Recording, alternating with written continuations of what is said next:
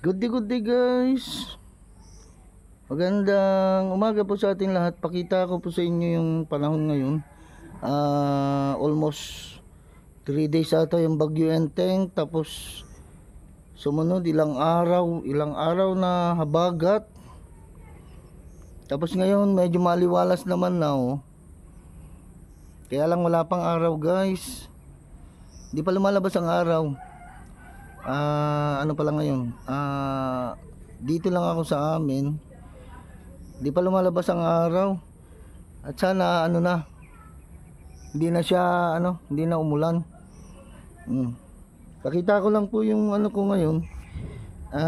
Ngayon po ay may pet na naman tayong kambing. Yan, dalawa sila guys. Yan. Yan, pinastol ko. Ang papayat nila guys, ngayon lang sila nakakain kasi nakakulong sila doon habang ilang yung ulan na bagyo tapos ulan. Yan, dito siya kumakain guys. Yan, dyan na siya kakain. Ito yung isa, kulay brown. Tapos ito naman yung isa, black and white. Guys, grabe yung ulan. Nung minsan nagising ako sa umaga na biglang lumindol guys, malakas. Buti na lang hindi nagtagal gaya ng dati, pero malakas yung lindol niya. Dito tayo, pakita ko yung kambing ko. Dyan naman siya nangingingain. Yung pangalawa, babae yan guys, babae, magkapatid. Yan ko siya tinatali. Ito naman lalaki naman to. Talagang nagutom sila guys, nangihina nga dito naman siya nangingain. Katatali ko lang as video tayo, update tayo ngayon dito sa amin. Grabe, ngayon naman wala kang ulan pero mainit. Maalinsangan ng panahon guys. Mainit naman ngayon.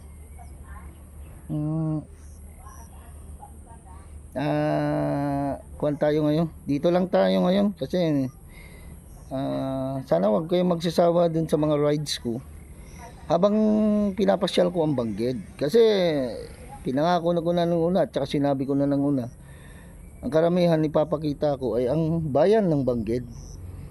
Kasi my hometown yun guys ipapakita ko yung para makita nyo yung pinagbago nung gaya ng sinasabi ko, gaya nung bata pa ako hanggang ngayon. Kasi yun, marami nang pinagbago ang Bangged. Kung i-imagine mo yung bata pa ako, talagang marami nang nabago.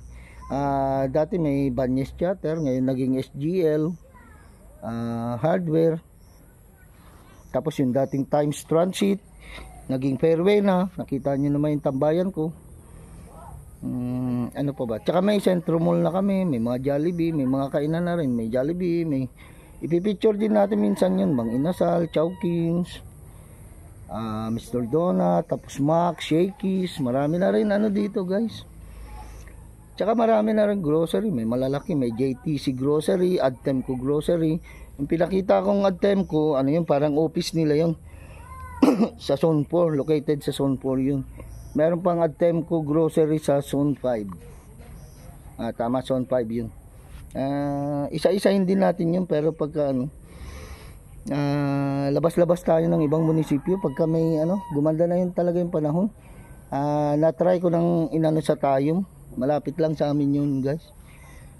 St. Catherine Church, third of the oldest church daw ata dito sa Abra.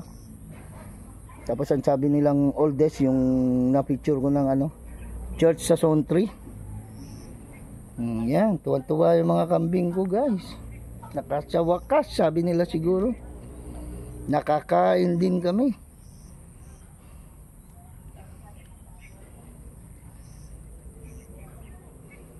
Ko yan guys, yung sinatawag namin dito, tampa.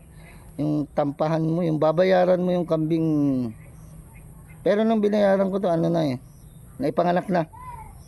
Mga 3 days ganun nung pinanganak. Kaya medyo makamura ng konti. Tapos kukunin mo pag medyo pwede nang ihiwalay sa magulang. Medyo maka ano ka ng may net ka naman ng konti kahit pa paano. Pero kailangan din kilalanin mo yung ano, baka mamaya sabihin nila may nangyari. Yan yung ano, lalaki kong goat. Dalawa. Di ba nagbabay na ako nung isa? Wala na yun guys, pinaalagaan ko na yung babaeng brown din. Ito naman yung babae. Pagka walang makakuha nito, wala, kunwari hindi mabenta, walang makakursunada, pwede nating paalagaan ulit yan guys. Ipaalaga natin para may hinihintay, parang magtanim ng ano, para nagtanim ka ng halaman, tapos pagka ano, may aanihin. Ito naman, papaalaga mo pagka nanganak, may hati ka dun, yun, parang may aani ka na rin. Yan. Ang hirap magpastol. Ngayon lang sila napastolan guys. Napapastol kasi ano,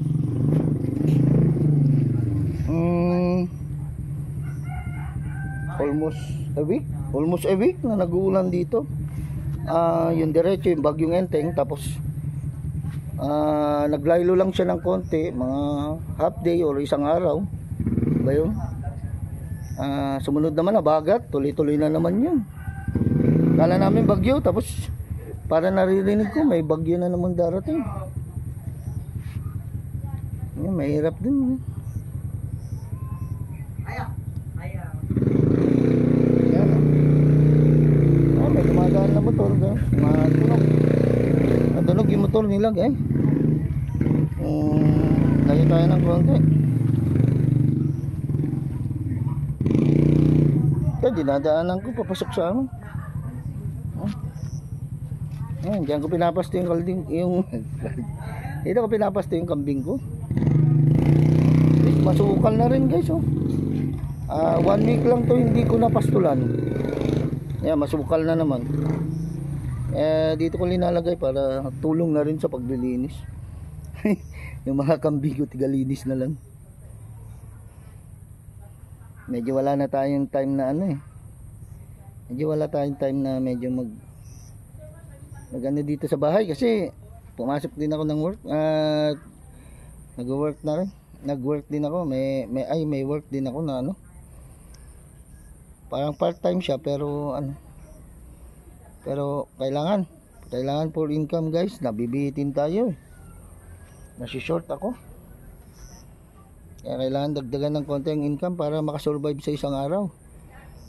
Kahit ma-survive lang man yung ano,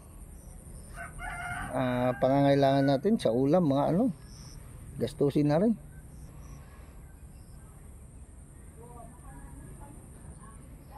Yan. At saka yung panahon ngayon, pataas ko guys. Yan ang panahon ngayon. Tanyo guys, maulap pa rin na medyo madilim. Pero wala naman siyang ulan at saka walang araw guys. Di pa lumalabas ang araw. Kahapon pa ulan-ulan pa. Medyo umuulan-ulan pa kahapon. Pero ngayon medyo wala na. Ano pala ngayon? Sabado ngayon guys.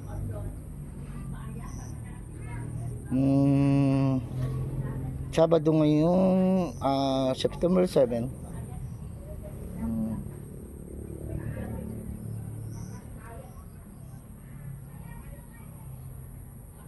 At medyo pakita ko lang sa inyo. Yan, yung mga kinakain ng kambing ko. Diyan ko siya nilalagay, oh.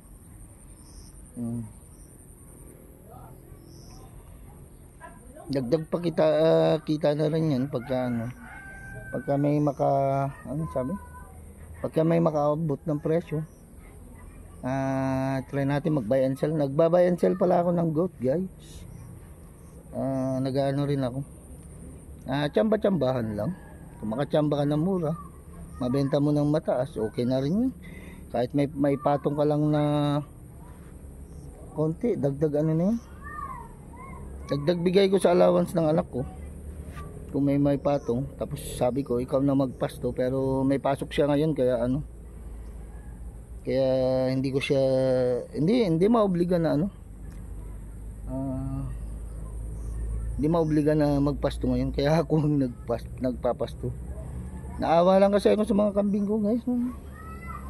Naawa, hindi na nakakain ilang araw, baka almost a week na ata. Kasi pagka biglang ulan, papasok mo na naman, iuwi mo. Nagsawa siguro yung anak ko, tinali na lang dun sa kulungan nila. Hanggang dito na lang, guys. Tal, napakita ko na sa inyo ang alaga kong kambing ngayon.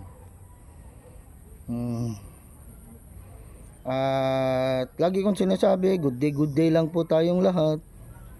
And please don't forget to like, share, and subscribe to my channel. Salamat po sa panonood. Ayan, ang mga damo dito sa amin ang kakapal. Ang tataas, guys, hanggang bewang. Buti na lang nandito yung mga goat ko na tiga-trim ng mga damo. And hanggang dito na lang, guys. At salamat. Magandang buhay.